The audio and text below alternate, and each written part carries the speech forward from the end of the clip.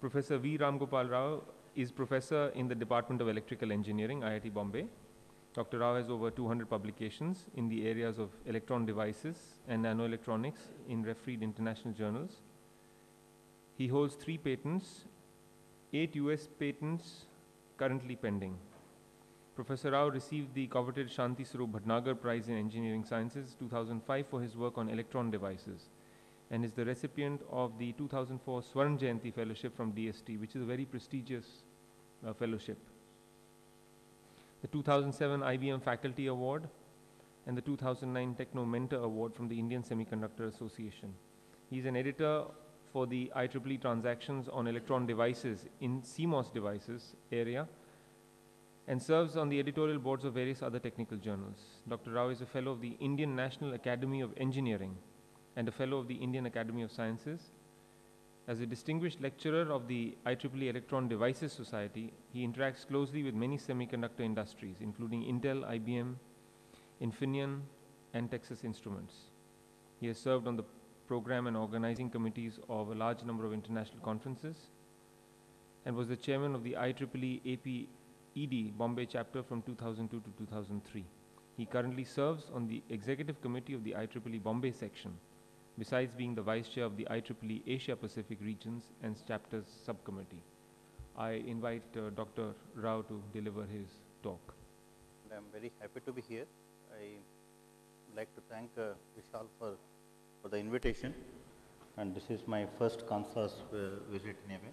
And in fact, today I thought I will bring out some of the interdisciplinary, I will tell you some of the interdisciplinary activities that we have been carrying out at this Center for Excellence in Nanoelectronics. This is a $30 million initiative by Government of India. It's now receiving further funding, and it's growing as a big interdisciplinary center in the country, which can be accessed by all the users from anywhere in the country. So it's a national facility, and it's similar to, I would call it a nano fabrication facility. So I will tell you some of the things that we are doing there, and it's a more focused presentation in the sense I am going to discuss some of these sensor systems that we are developing at IIT Bombay. And so these sensor systems, for example, are for different applications, as I will show you. And all of these people are involved. So there are people from EE primarily because there is a lot of micro or nano fabrication involved there. But we have people with material science background, mechanical engineering, chemistry, bio. So there is a lot of and all of these students come from different departments now. So it's an activity that is funded by DIT, Department of Information Technology, DST, Department of Science and Technology, and another DST program called the National Program on Smart Structures kind of things. And so I will briefly touch upon some of these activities in, for example, the point of case system for cardiac diagnostics. This is an activity that we have undertaken about 3.5 years ago, and these are all activities which need to become products. So these are all being driven from a commercial point of view in order to bring them to the society.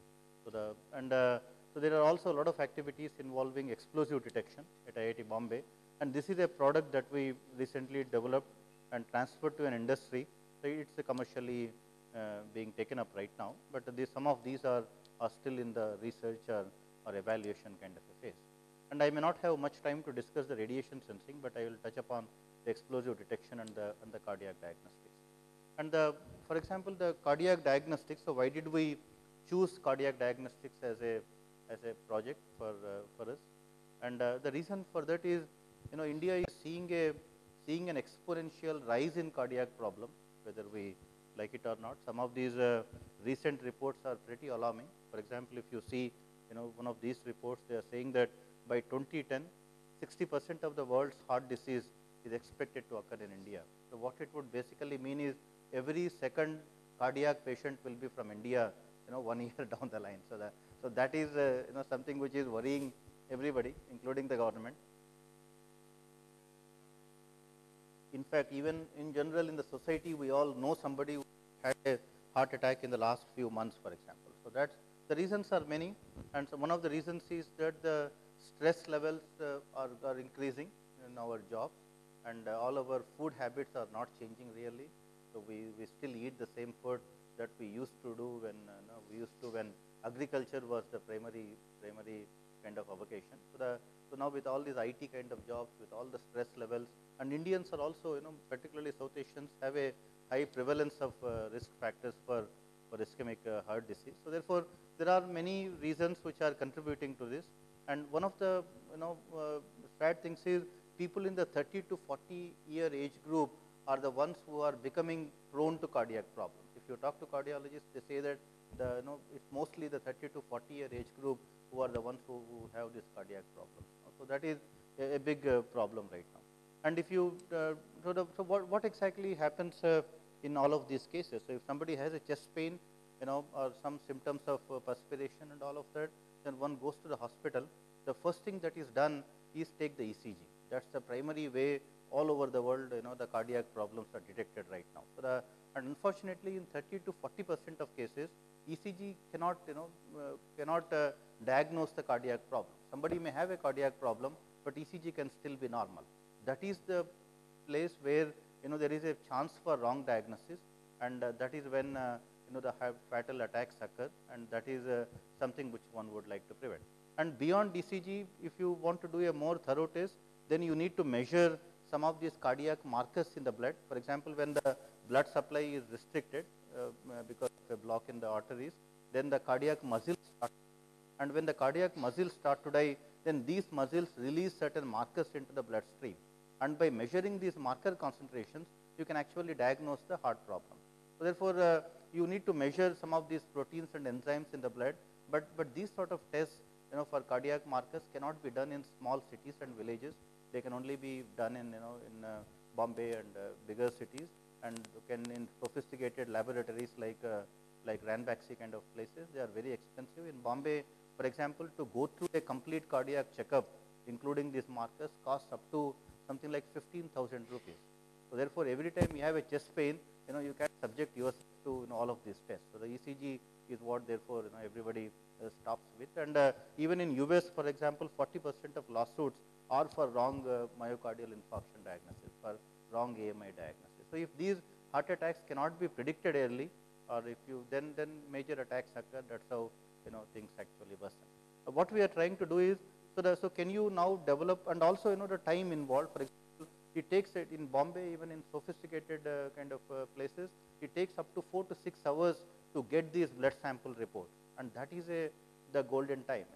Here is a patient who seems to have all symptoms of a cardiac problem, but his reports are not in, and his ECG looks normal. Now, what do you do with this patient? So normally, doctors in those cases, if they suspect that there is a block, what the primary medicine that they give is to thin down this blood, thereby the blood supply can be restored, so you can prevent the attack. Or it might even require a bypass surgery kind of a thing. But in most of these cases, the doctors need to make that choice. If you inject these drugs, then you cannot perform a surgery on them, because these drugs will not allow the blood to be clotted. So therefore, you cannot perform surgery on them. So you need to make the decision whether a patient requires surgery or whether you need to give these medicines. So that is where they need all these reports. They need a proper diagnosis for the myocardial infarction. In fact, a few years ago, not very long ago, one of the leading cardiologists of Bombay died because he had all these symptoms of cardiac problem. He took these medicines, but subsequently he required a bypass surgery, and they could not perform the surgery on him, so he died of bleeding. So this is the situation which one is trying to prevent. So what one is trying to do is, now can you develop a simple chip where you put a drop of blood in the hospital itself? A nurse should be able to do that. Thereby you can quickly do this screening. You put a drop of blood, wait for 10 minutes, insert this cartridge into a tabletop box, and then the box should be able to tell you what are the concentration levels for these markers. You do not also require the exact concentration of these markers. You only need to know whether these marker concentrations are high, or are they medium, or are they low. So what is the level of these concentrations? So that is something which the doctors currently are asking for, all the cardiologists all over the world. So that is what one is trying to do here. So at the end of the day, what we are trying to develop is a simple biochip, a lab on chip, with all these sensors integrated in them for the different cardiac markers, which within a few minutes, for example, you should be able to get the concentration levels for these markers, and also the entire thing should not cost more than a few hundreds of rupees. From 10,000 rupees and above, you want to bring down the cost to a few hundreds of rupees. Thereby, people can easily do these tests and routinely perform them in hospitals itself. So, you are looking for a point of case system in the hospitals which costs a few hundreds of rupees per diagnosis and which takes about 10 minutes sort of thing for the diagnosis. That is the target that we have. So, that is what we have been working on for the past 3.5 years.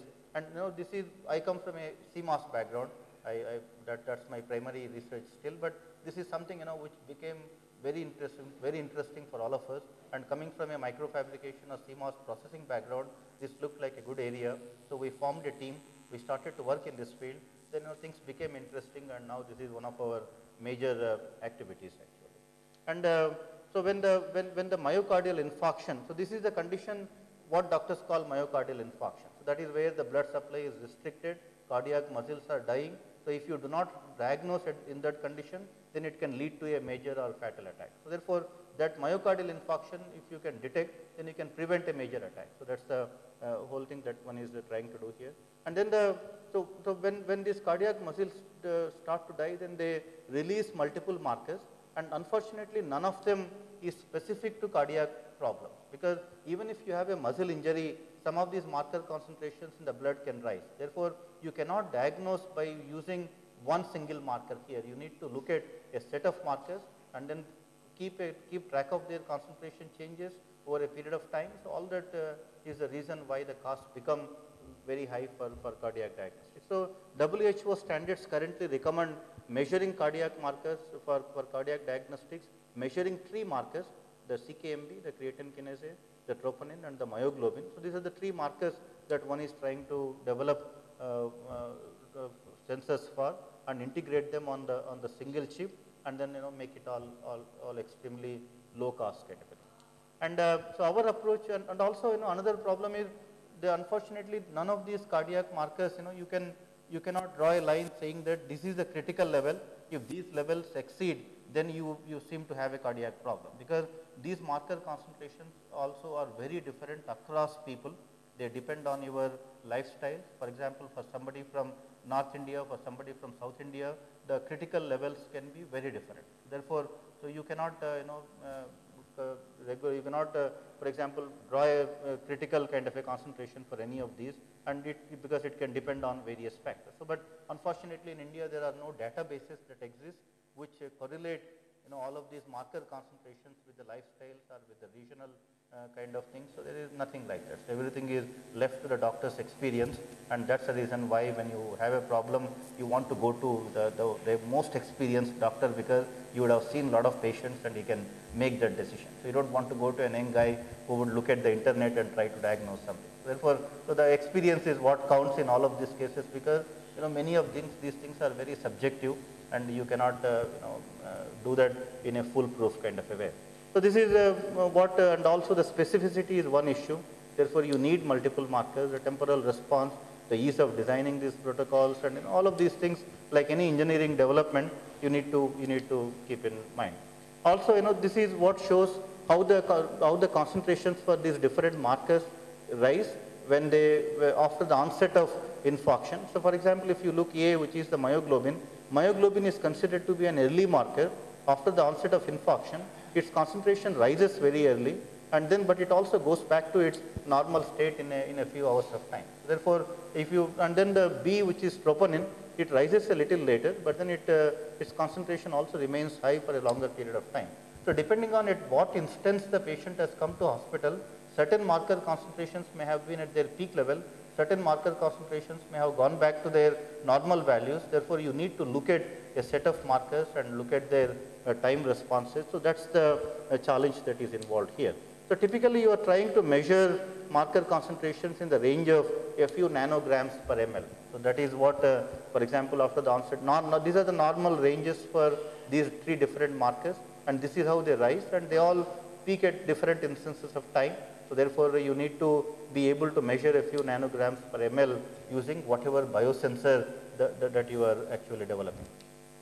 And what are the currently used tests? The currently used tests are ELISA, and this is the most standard pathological laboratory test. But unfortunately, it requires skilled labor. It can only be done in sophisticated laboratories. It is time consuming. It takes at least 4 to 6 hours, and it's also, because of these reasons, it also becomes expensive.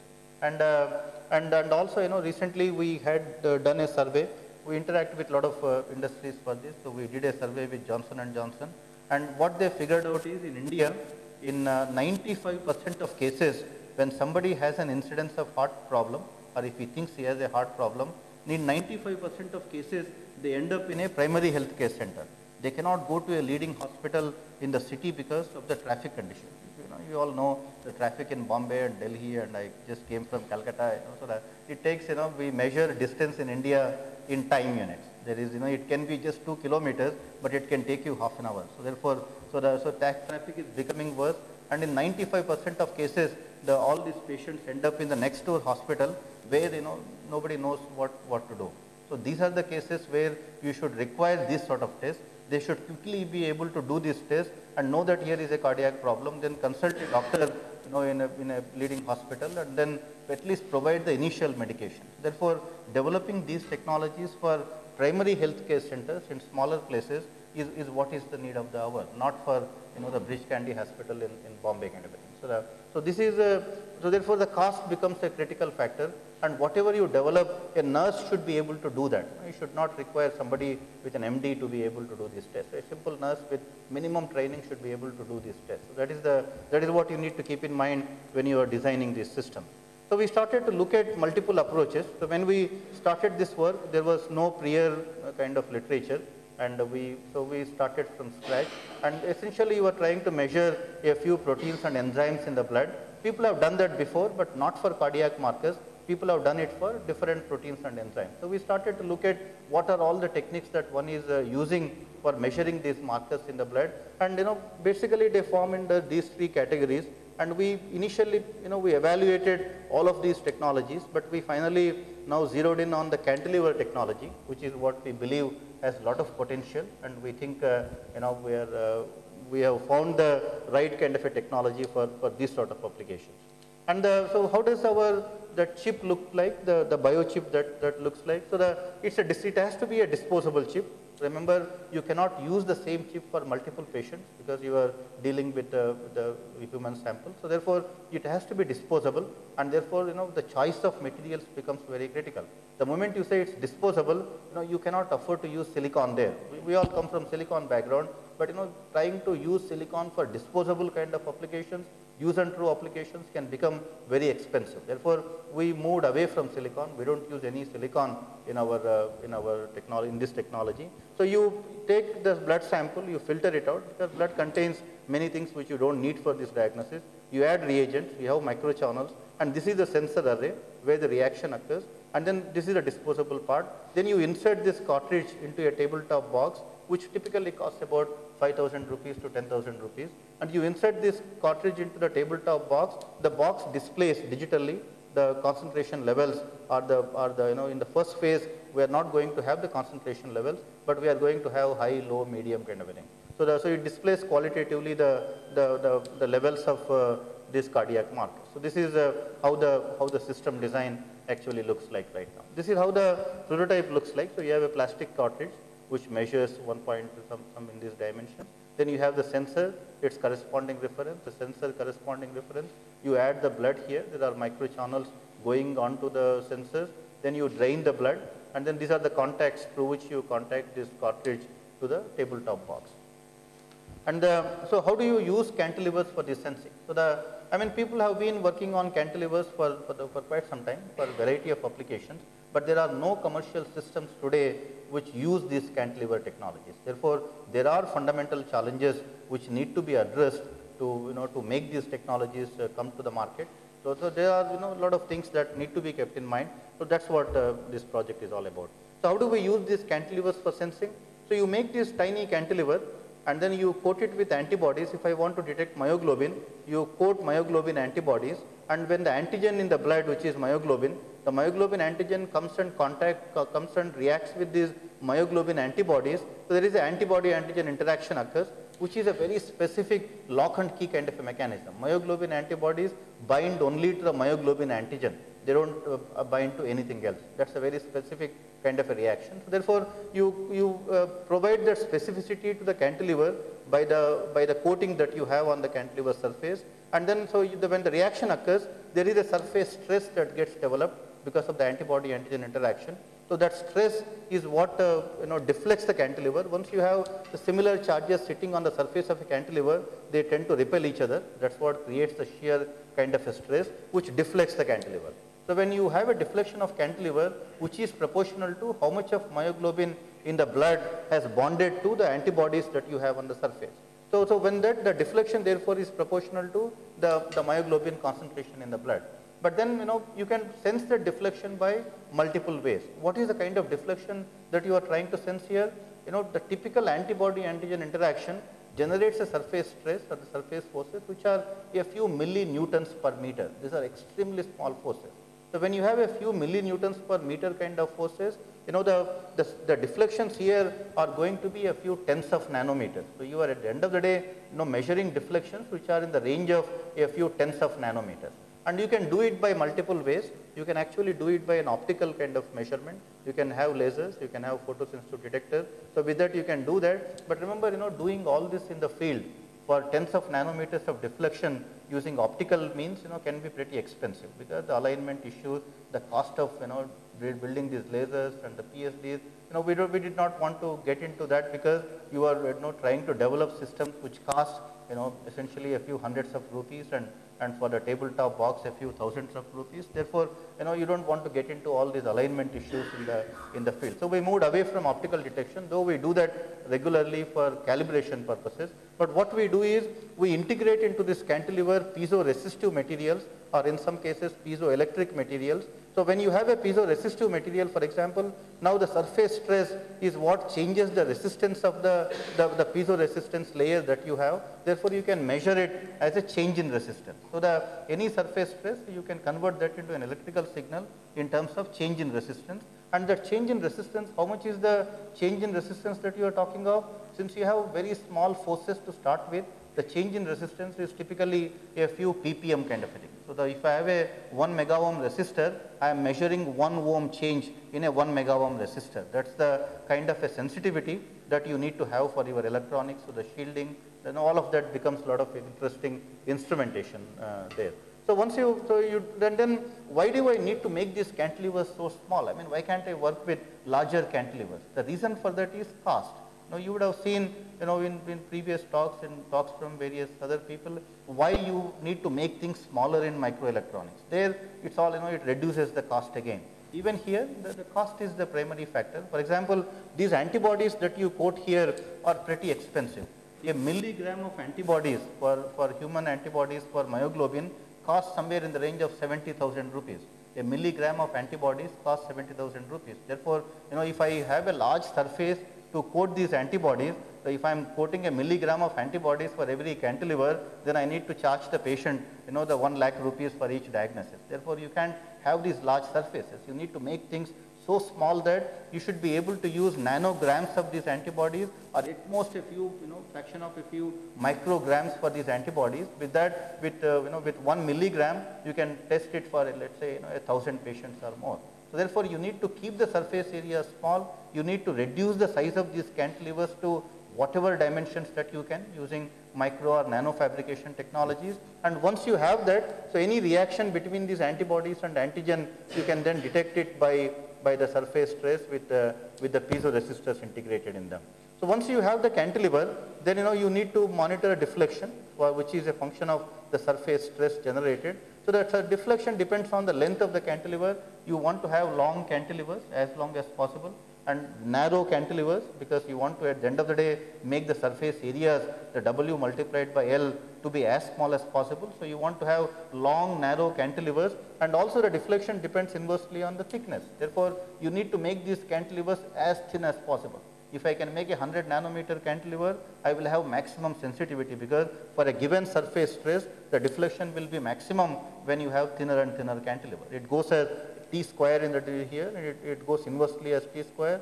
and L square in the numerator. Therefore, you need to have long narrow cantilevers which are as thin as possible. That is the challenge for the microfabrication. So, that is where all your CMOS background and all the microfabrication things come into play here. So, now once you have optimized the cantilevers with all of these dimensions, now as I said, you want to have an electrical transduction. If I have a surface stress, I want to be able to convert that into an electrical signal. So, integrate a piezoresistor. So, the piezoresistors are normally characterized by a factor called gauge factor. The moment you say a piezoresistor, what does it signify? For a given strain, I want to have maximum change in resistance. Therefore, a piezoresistor is characterized by its gauge factor, which essentially is the change in resistance for a given amount of strain. So, if whatever piezoresistors that you want to have here, you need to optimize it for its gauge factor. You want to have maximum change in resistance for a given amount of strain. But remember, as I told you in the very beginning, you don't want to use silicon. Therefore, now what can be the kind of piezoresistors you can think of? Silicon, is not such a great material for cantilevers because there is also this factor E here, which is the Young's modulus. So, you are looking for materials that have a lower and lower Young's modulus, thereby your deflection will be higher, they will be less stiff.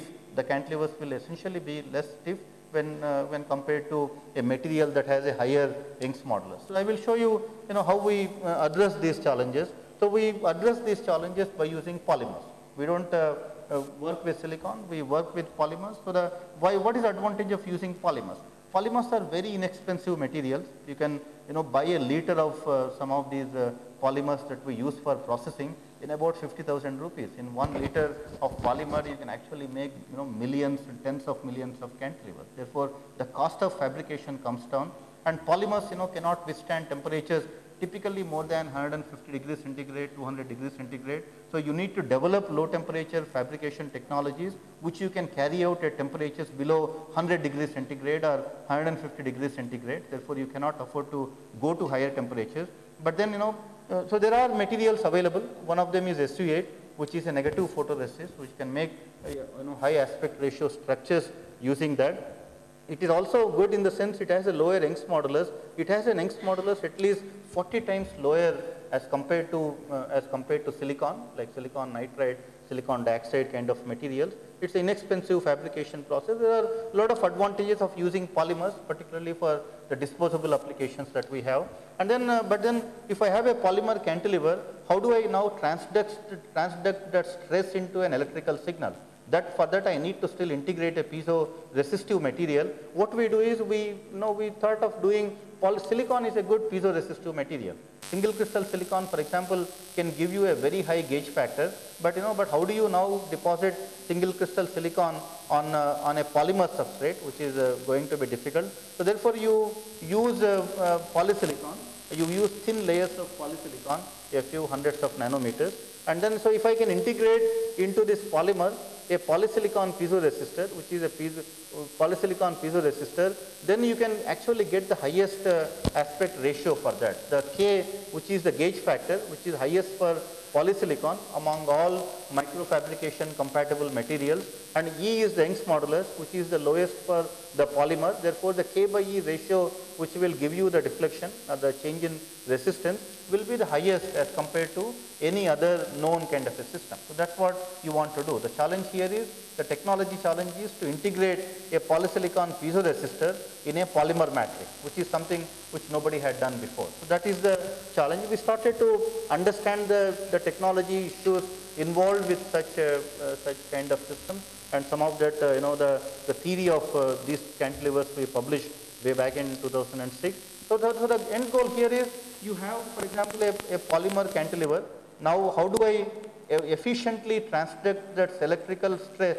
How do I essentially convert that mechanical stress to an electrical signal? You can do multiple things. In the literature, for example, people have made polymer cantilevers with gold as the strain gauge. They incorporated a gold layer in the polymer matrix, but gold unfortunately has a gauge factor which is as low as 2. It's not a piezoresistor, it's a strain gauge kind of a material, but you cannot therefore have a very high good sensitivity by using gold. And what we wanted to do was integrate polysilicon with these polymers. and polysilicon is known to give you a gauge factor at least 10 times higher as compared to gold, which is therefore good. But how do you deposit polysilicon, a good quality polysilicon with a good piezoresistive properties at temperatures, like 150 degrees centigrade, because that is the maximum temperature I can afford to go to with these polymers. So that's one challenge, and I will show you how we met with that. And we also had new ideas like, for example, if I have a polymer, can I embed in this polymer nanoparticles, right? The polymer SU8 is an insulating polymer. Now I make it conducting by embedding nanoparticles in them. Now when I deflect when the cantilever gets deflected because of the surface stress, then I can look for the change in conductance which is proportional to the deflection basically. So that is another idea that we wanted to, that we have been pursuing. And the final one is conducting polymers. For example, since I already have a polymer cantilever, can I find a conducting polymer which has a good piezoresistive properties? For example, polyaniline is known to have gauge factors in the range of 150 or 100 kind of a thing. But how do you pattern polyaniline? That's a challenge. You don't have easily patternable polyaniline kind of materials that you can use in the microfabrication processes. So therefore, that's also a project, that's something which we are very aggressively looking at. So there are also, these are all piezoresistive techniques. You can also think of piezoelectric materials embedded into these cantilevers, which can give you a voltage output which is proportional to the surface stress, which is because of the antibody-antigen interaction. So we do all of the, all these different techniques. And then, so one of the challenges we wanted to address was to integrate a polysilicon piezoresistor, a thin layer of polysilicon in a polymer cantilever. So for that we needed to develop technologies where you can deposit a good quality polysilicon at low temperature. So we built actually a complete cluster tool, a 4-chamber hot-wise CVD system. And because it was not commercially available, there are a few groups working, world over on the hot-wise CVD process. It's a very small community, but we found, the novelty of doing it with hot-wise CVD because you can deposit good quality polysilicon films at pretty low temperatures, and then, so therefore, but the commercial systems, if you get one made for your requirements, can cost up to $1 million. So we did not want to spend that kind of money. So we just went ahead, built our own system. The complete thing cost us almost like $100,000. We were able to make the entire thing. And we started to optimize the process, but nobody had, for example, optimized a polysilicon with hot-wise CVD for piezoresistive applications. So there was a lot of material science that needed to be done in terms of optimizing this polysilicon layer with hot-wise CVD, because the gauge factor, as one would know, depends on all of these material parameters. Therefore, you need to optimize on all of these different parameters to get you the maximum gauge factor at temperatures like 100 degrees, 150 degrees maximum.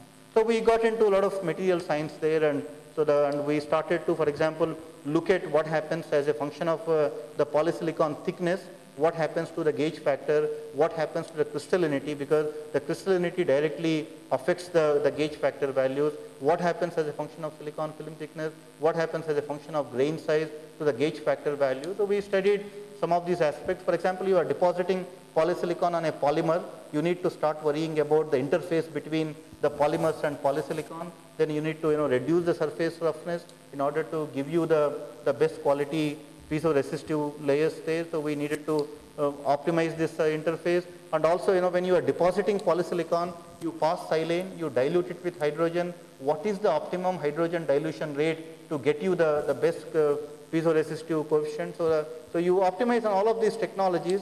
And finally, we have a technology now where at about 150 degrees centigrade, we are able to get a gauge factor value in the range of 15 to 20. It compares quite favorably with other high temperature polysilicon for piezoresistor applications. In the literature, for example, you find a lot of LPCVD films done at 700 degrees centigrade for piezoresistive applications. So they are able to get a gauge factor value in the range of 25 to 30 kind of a thing. And we at 150 degrees centigrade, our gauge factor values are almost like 15 to 20 sort of a thing. So which is pretty good. So once we have a process or a technology, now the next goal is to integrate that with the polymer cantilevers. That's what we started to do. So we developed a 5-mask process. In all of these cases, we start with silicon and we start to grow all of these structures. This is the complete polymer structure. then we have a sacrificial layer which we use to remove the substrate after all the processing is done. So therefore, you use silicon as a mechanical support to take you through the processing, but finally you remove the silicon substrate and you can reuse the silicon. Silicon is not consumed in the process. So the entire structure is a self-standing polymer die. So this is, for example, the polymer cantilever with an embedded piezoresistor, and so this is all done at 100 degrees kind of temperatures in using extremely low cost spin coating kind of technologies, and it's also pretty sensitive. The spring constants are all very low, and this is some work we published very recently in Journal of MEMS. And also once you have that, the other alternative is to embed nanoparticles into these polymers, as I told you before. So this is again a process which we developed, a 6-mask process where you again start with silicon, then you start to develop the complete polymer die. This is, for example, a complete polymer die, and then you have a sacrificial layer. You have a sacrificial layer with which you remove this die. So this is how it actually looks. Once you remove the polymer die, this is completely polymer, and this is the cantilever, which is a polymer composite basically, with essentially an SU8 with carbon black embedded in them, and then you can surface any deflection of this cantilever, you can directly sense it as change in conductance. So therefore, the extremely low cost processing again, the maximum temperature this process is 100 degrees centigrade. That's the maximum baking temperature for SU8. Other than that, you don't have any high temperature processes in that. And then this is something which we published very recently in the solid state sciences. So once you have these cantilevers, they are pretty sensitive. In fact, we are presenting this work in the IEEE conference on MEMS next month. So once we have these cantilevers, these are extremely sensitive, and we claimed that these are the most sensitive cantilevers ever fabricated. These are, for every 1 nanometer of deflection, we have 1 ppm change in conductance. That is the sensitivity level we are able to achieve. So every nanometer deflection gives you 1 ppm change in conductance, which is as sensitive as it can get. These polymer cantilevers are typically about 3 micrometer thickness, and that's the minimum you can go, because anything less than that for this composite, they are not even stable mechanically. They have resonant frequencies in the range of about 40 kilohertz sort of thing. So and typical antibody-antigen interaction generates a surface stress which is in the range of 5 millinewtons per meter. Therefore, we expect and we get a few tens of ppm change in the conductance using this technology. So therefore, they are pretty well suited for sensing the antibody-antigen interaction. So as I told you, you can also have piezoelectric means to transduct the mechanical stress into an electrical signal. So we also do a lot of work with different piezoelectric materials. So we interact again closely with material scientists. There is a novel multiferroic material we developed recently through synthesis. All of this work, we published it in multiple journals recently, the material aspects of that. And once you have a material which is piezoelectric, highly piezoelectric, and so this is also some of the recent reports on where we showed this work. So we started to use this material for cantilever application. And the advantage of using these piezoelectric materials is it's a very simple process. So you have a material which is piezoelectric by nature. So if I can pattern that and make self-standing structures, then any surface stress, I can sense it as a voltage generated.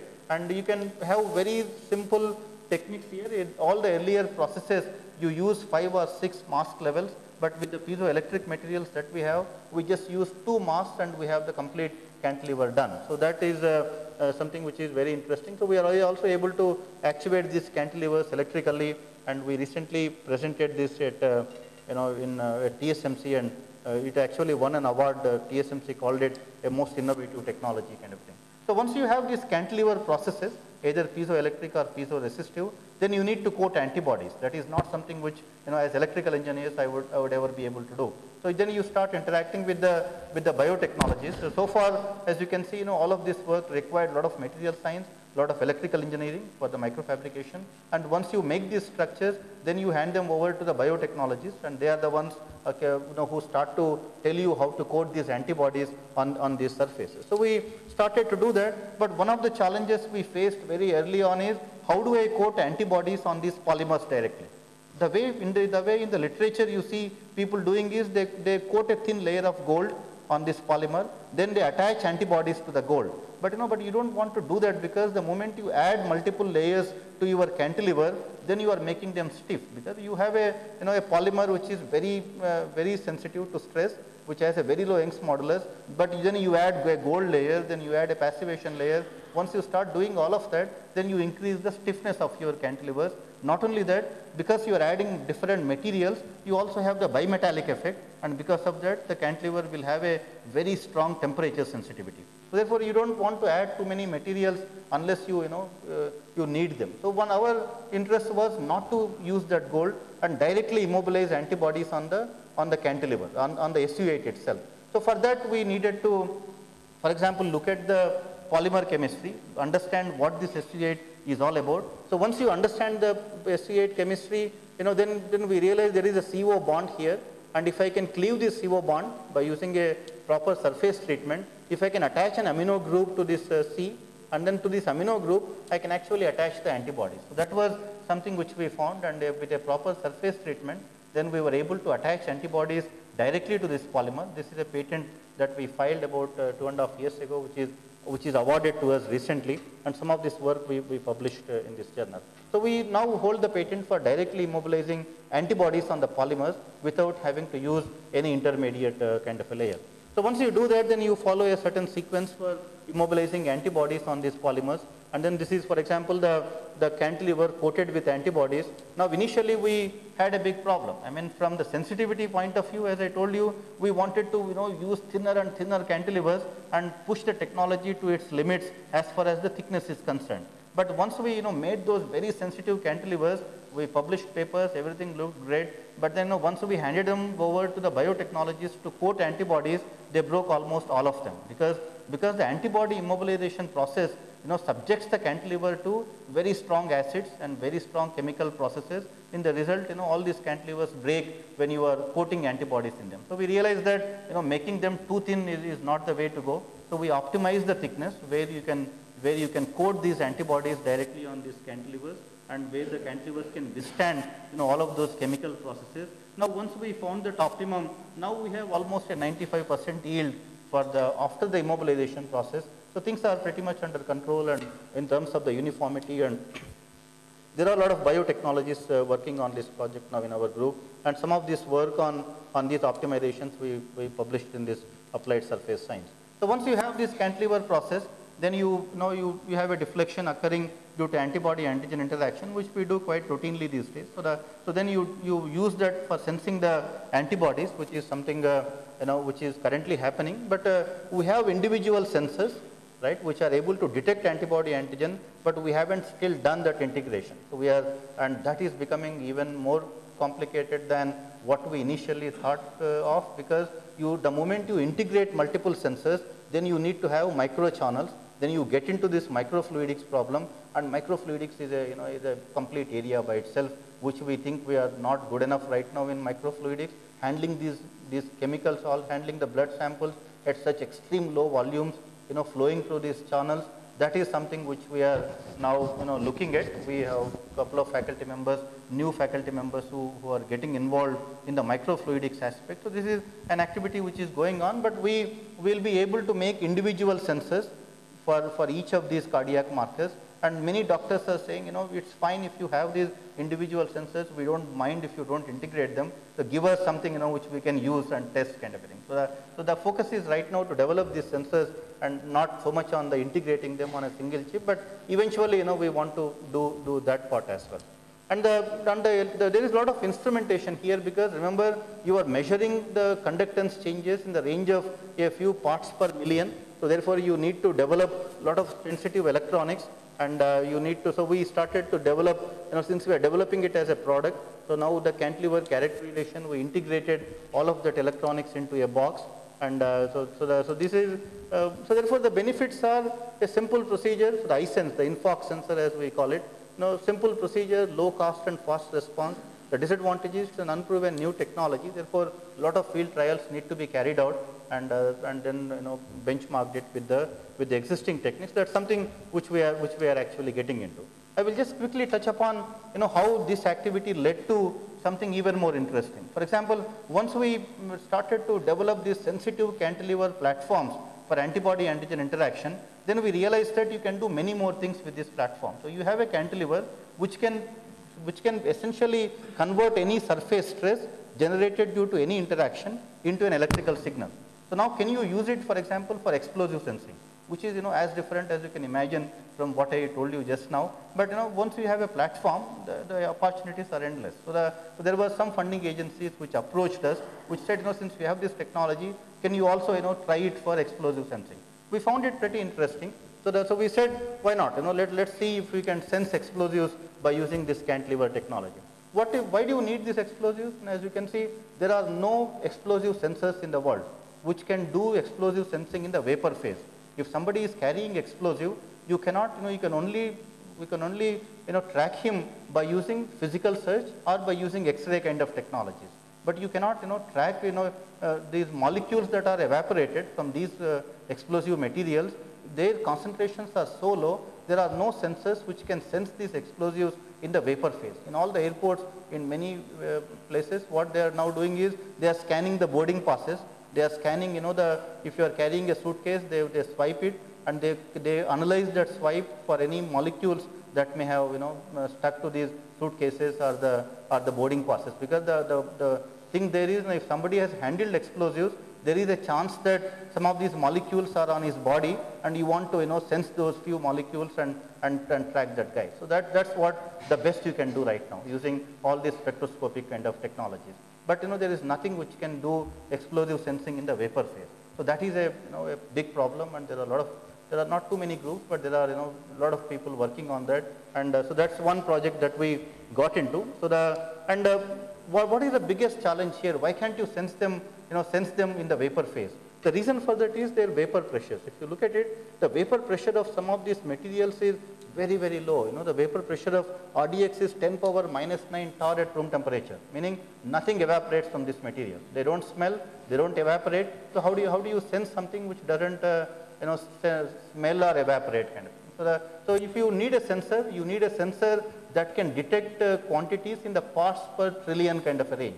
So you need a sensor which is extremely sensitive. Those 1 or 2 molecules, which you have in the ambient, you should be able to capture them. But it's not such a disappointing thing, because at the end of the day, dogs are able to sense it. At airports, you still see dogs, being used for explosive sensing. But so therefore, it's not that though the vapor pressures are very low, since dogs are able to sense it, why can't an electronics that can do the same? So at the end of the day, you are trying to build an electronic dog nose. It's as simple as that. So if you can develop an electronic dog nose, then you have succeeded in sensing these explosives. So that's what one is trying to do here. But then for the previous project that I discussed, you sense the antibodies and or you sense the myoglobin with a specific reaction on the surface because of the antibody-antigen interaction. I have the antibodies to sense the antigen in the previous thing, which is what gives you that selectivity. But how do I sense explosives using the cantilevers? I need a surface coating which will bind to the explosives and to nothing else, because that specificity is equally important. I mean, if I am trying to sense explosive, it should sense only the explosive and nothing else. Right? So therefore, what is that specific chemical coating I can have on the surface of the cantilever, right, which will bind only to the explosive and to nothing else? So that is a big challenge. That is a chemistry problem, and that is where we have a lot of chemists currently helping us with. There are at least 3 chemists who are working full time on this project for that particular problem, because these explosives, unfortunately are no different materials. They all contain the standard carbon, hydrogen, nitrogen, in different densities. That's all about it. So there is nothing very specific about the explosives, and these molecules are present in everything that you have. All perfumes have them, wood, your shoe polish has that, everything has that. Therefore, selectively sensing explosives in an airport kind of an environment with the sensitivities of parts per trillion is the most difficult research problem I can think of today, which has a huge commercial application. And if you can develop these sensors which can be networked, right? And then, with a good sensitivity and selectivity, just imagine the possibilities. You can protect all the vital installations by just these network sensors, and anybody carrying these materials in the vicinity, you can track them without them coming anywhere close to that installation. Therefore, lots of things can be done. The potential is endless, and that's what is quite exciting as a research project. Therefore, we at IIT Bombay, we have a large team of faculty members who are working on multiple ways to detect explosives. It's a big group right now working at IITB, and it's a nationally funded project, funded by the Prime Minister's scientific advisor. So it's a high-level project with a great impact, multiple institutions. IIT Bombay has a big team, but there are also teams in other institutions. So it's a multi-institutional, multidisciplinary kind of a project, and that's because of the challenges involved in the sensing the explosives. So in our group, what we do is we make these cantilevers, we coat it with materials that seem to have an affinity to explosive, that seem to bind to this explosive. Some of them we found mercaptobenzoic acid, the fluoroalcohol, polysiloxane polymer, and the porphyrin. So they seem to have some bit of specificity to the explosive. So we coat these cantilevers with this explosive, and when these coatings interact with the explosive molecules in the parts per billion range, then the surface stress developed is what again deflects the cantilever, and you sense the deflection by using the piezoresistive means, as I told you earlier. So that's the thing. And then we started to, but then how do you handle these explosives? So remember, these materials are pretty powerful. Even a milligram of RDX exploding in the lab can actually make you deaf. So that you can lose your hearing. Hearing if you even a milligram of RDX molecule exploding in the laboratory. So therefore, you need to take all the precautions. You need to build these vapor generators where you can control the amount of explosive in the vapor, and that required a lot of additional expertise. And we interact with a laboratory in Chandigarh, high energy materials research lab, where they handle tons of explosives, and so they gave us vapor generators, which we use currently in the lab, and with you can control the concentration of these explosive materials using these vapor generators. So we started to optimize the coatings for the cantilever to bring in that specificity with different surface coatings. So we are able to, with these coatings that I showed you earlier, the 4-MBA, XXFA, and porphyrins, we are able to sense the explosive. For example, you pass the TNT here, the cantilever starts to deflect. This is the voltage which is proportional to the resistance change. So the cantilever starts to deflect. Then you pass nitrogen. Remember, in about a few seconds, it actually starts to detect explosive in the PPT, the parts per billion kind of a range. Then you pass nitrogen, the cantilever goes back to its normal shape. So you can reuse these cantilevers. You can dissolve these explosives by just flushing it with nitrogen. Right, and then so you pass the explosive, it starts to deflect. You pass nitrogen, it recovers. So that's a nice experiment, and we did this with cantilevers hundreds or thousands of times. It is very reproducible. It works pretty well. And even for RDX, for example, RDX having a lower vapor pressure. RDX vapor pressure is at least 1,000 times lower compared to TNT. TNT is easier to detect. RDX is even more difficult. And with RDX, for example, you can it takes slightly longer, but again the cantilevers are very sensitive to detect that. Therefore, the sensitivity is not a problem with cantilevers. Cantilevers have the kind of structures you have. They give you the very high surface to volume ratios. Therefore, they are pretty sensitive. But the selectivity is still a problem. None of these coatings that we have right now, we realize are selective enough to explosive, and that is one issue that we are still trying to address. So in all of these cases, for example, you do multiple cycles, it works pretty well, and you turn the TNT on, TNT off, the cantilever follows whatever you do in the ambient. So it is working pretty well. We did lots of experiments. This is a very active project right now. But the challenge here is we also recently built a small handheld system. For example, 6 PPT of RDX on a 4 MBA coated cantilever, it gives a surface stress of about 30 millinewtons per meter. So our cantilevers have a sensitivity where every 1 millinewton per meter kind of a surface force stress gives us 4 ppm change. Therefore, a 30 millinewtons per meter, we are able to detect a few hundreds of ppm change in conductance, so which is pretty much in the range that our cantilevers can handle. So things are quite under control in this respect. We actually built a tiny handheld system. We demonstrated this recently to a funding agency, and where the entire, it's a wireless detector. So you place it at a place where you suspect there is explosive.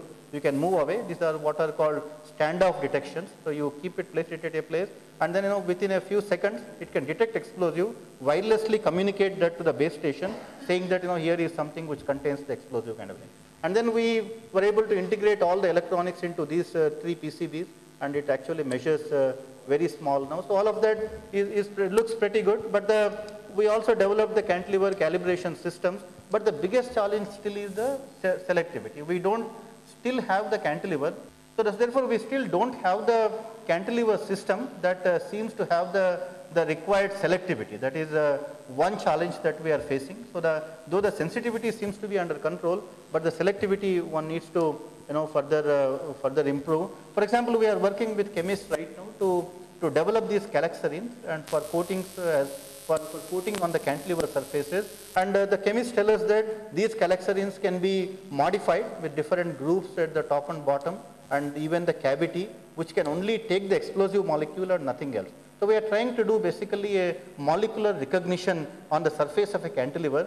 So once you do that, then you can actually sense the explosives with the required specificity and or the selectivity. That's what is the current focus. So we also have other platforms for sensing explosives. We recently demonstrated a organic transistor platform for explosive sensing. So once you make an organic transistor, you mix into this layer materials that have an affinity for explosive sensing, for tracking the explosive, and when an explosive binds to this organic layer, then you measure it as a change in the organic transistor characteristics. So that's what also is working pretty well. We published this work in Applied Physics Letters a couple of months ago, and it, for example, it also shows a good enough selectivity, but not good enough for a field use. And we had this idea: can you actually sense the explosive by using the basic property of the explosive? What is the basic property of explosive? To explode. So can you actually cause a nano explosion of these few molecules that you have in the ambient and sense that nano explosion? That's what one would call deflagration, which is a rapid combustion of explosives which occurs at a certain temperature. So you develop these micro heaters, very tiny heaters with an extremely low thermal mass, and then even if 1 or 2 RDX molecules coming in contact with this micro heater, there is a deflagration that occurs. Therefore, the deflagration releases enough energy to change the heater temperature. So when you have deflagration occurring, then you can sense it as a change in temperature of the heater. So we started to make these heaters with temperature sensors built into them, and we started to track those the explosion events on the heater with these 1 or 2 RDX molecules. These are pretty selective, so that since only explosives explode, you can actually sense the explosives very well by using this technique, but they lack the sensitivity, because at the end of the day, 1 or 2 molecules exploding do not change the temperature significantly. Therefore, you need to make these micro heaters as small as possible in terms of their thermal mass, and therefore cantilevers have good sensitivity, but not such a great selectivity. Micro heaters have a good selectivity, but not a good sensitivity. So what do you want to do? Now, can you put the two things together? Can I fabricate a structure with a micro heater and right on top of that a cantilever? That's what we are currently doing. So we also did a similar thing by using packaging. It seems to show a good sensitivity, and also you need pre-concentrators, because you have just a few molecules in the ambient which you need to sense. Therefore, you have suction in your systems, and then you keep accumulating these molecules over a period of time and release all of them at one go onto the sensor surface. These are called pre-concentrators. So we also have a lot of people working on these pre-concentrators. So therefore, you need to integrate all of these things in a single package, make them extremely low cost, and have with networking kind of capabilities. And finally, in 2 minutes, I will tell you some of the things that we did a couple of years ago and transferred to an industry. Like I told you, the cardiac problems is a big issue. You want to develop diagnostic tools for cardiac sensing. So one of the things we did was we built a small silicon locket.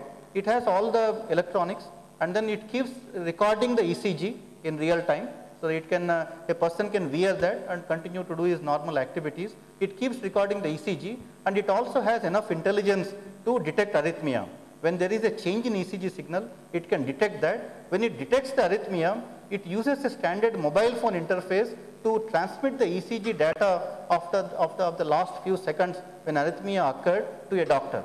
Therefore, it uses the standard mobile phone technology to keep patients with a heart problem in constant touch with the doctor, which doctors really like that. Everybody we demonstrated wanted to have a locket for himself. So therefore, this is but it uses, since it uses the standard mobile phone for transmission. But one of the biggest challenges here is this is how the entire silicon locket currently looks like, and it's a working model, and it has a complete mobile phone interface, which is it's already an industry kind of a project now. But the biggest problem that a lot of newspapers covered it as a very significant development and all that. But one of the problems we faced here is the motion artifact. Since the person is now doing his normal activity, some of his normal activities can give rise to a alarm. In that case, how do you know that it's because of heart and not because he just dropped the locket, for example, and that should not trigger an alarm and then ambulances rushing to his spot. Therefore, how do you know the activity of the patient when an alarm was detected? For that, you want to integrate accelerometers with the system. So that you need to measure, you need to know the patient's activity when a particular alarm was received. So for that, we started to integrate accelerometers with the ECG electrodes and measure the muscle activity. But then ECG electrodes need to be replaced at regular intervals, and then it is too much to expect a patient to remove these accelerometers and reconnect them to the new electrode. It's not a simple thing for a patient to do. Therefore, we wanted disposable accelerometers that can be taken off with the electrodes kind of a thing. So we started to develop these polymer based accelerometers. We recently applied for a US patent for this, and we have the polymer accelerometer technology where the entire polymer is a complete accelerometer. We embed nanoparticles into these arms, and then whenever there is a deflection here because of acceleration, the proof mass deflection, then that changes the conductivity of these arms, which we measure as the change in that. So it shows good acceleration levels. I'm done. So we measured good responses. So this is, it can measure down to a few milli-G kind of acceleration levels. These are piezo-resistive accelerometers. So that's what we did. And then we integrate all of it in a jacket. So for example, we stitched all of these sensors in a jacket where it can transmit ECG, keep track of ECG signals.